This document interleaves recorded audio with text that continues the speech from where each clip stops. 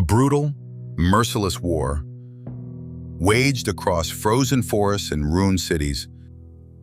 But how did it all begin? In the heart of Europe, beneath clouds of rising ambition, a storm was brewing.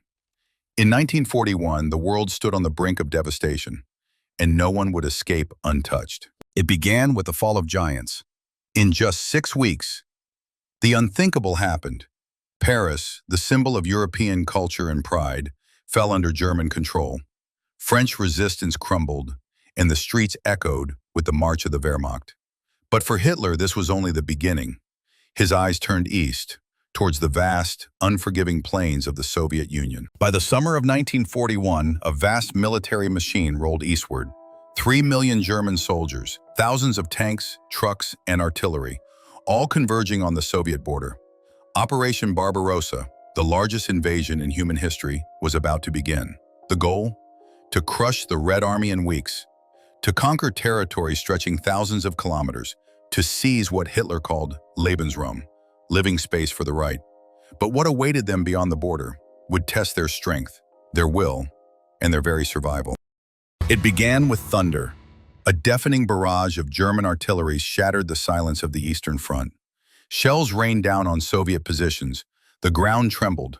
The sky turned to fire. German panzers and infantry surged forward, smashing through defenses, forcing Soviet troops to fall back. Entire Red Army units crumbled under the pressure. Towns, villages, and outposts lost in days. But the Soviet retreat was not defeat. They traded land for time, and time would prove deadly. As the Red Army fell back, the skies roared with destruction. German bombers targeted roads, railways, and fleeing civilians. Villages burned, fields turned to ash, columns of smoke rose above the endless plains. It was blitzkrieg, war at lightning speed, designed to paralyze the enemy before they could regroup.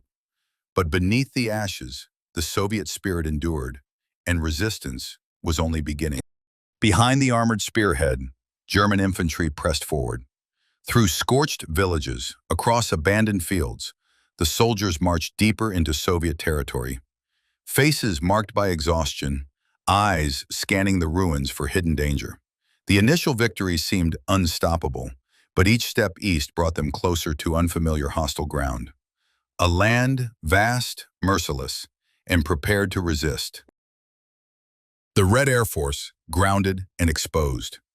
As Soviet pilots scrambled to react, German bombers struck with precision. Airfields became graveyards, wings shattered, fuselages burning in the cold morning light. Without air support, Soviet defenses faltered. The skies belonged to the Luftwaffe.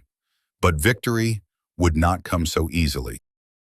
By autumn's end, German forces stood at the gates of Moscow. Wehrmacht banners advanced to the edge of the Soviet capital, the heart of Stalin's empire in sight. But the weather turned. The roads froze, the skies darkened. Winter had arrived.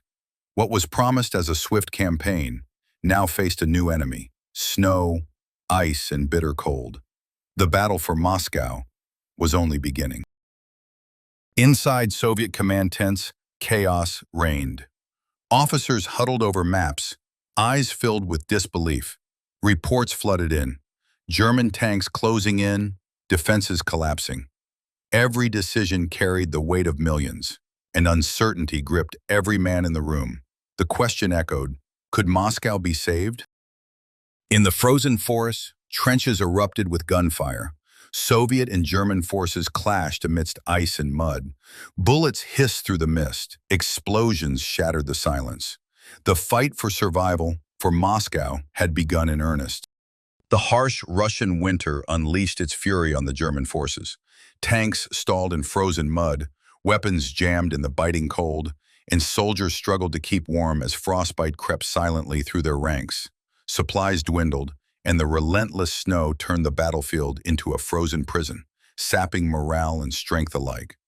As the German forces retreated, they left behind a trail of abandoned equipment, frozen tanks, discarded weapons, and empty supplies. The Soviets pressed forward relentlessly, seizing ground inch by inch. The tide had turned. The defenders of Moscow were now on the offensive, driven by the fierce cold and a will to survive. Refreshed and reinforced, Soviet forces launched a fierce counterattack. With the indomitable T-34 tanks leading the charge, they pushed against the weary German lines, determined to reclaim their homeland. The battle raged amid freezing winds and swirling snow. Visibility was low, and every inch of ground was contested fiercely, as both sides suffered heavy losses in the brutal winter warfare.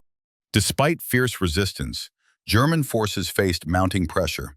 Exhaustion and dwindling supplies forced commanders to consider withdrawal to preserve what remained of their fighting strength.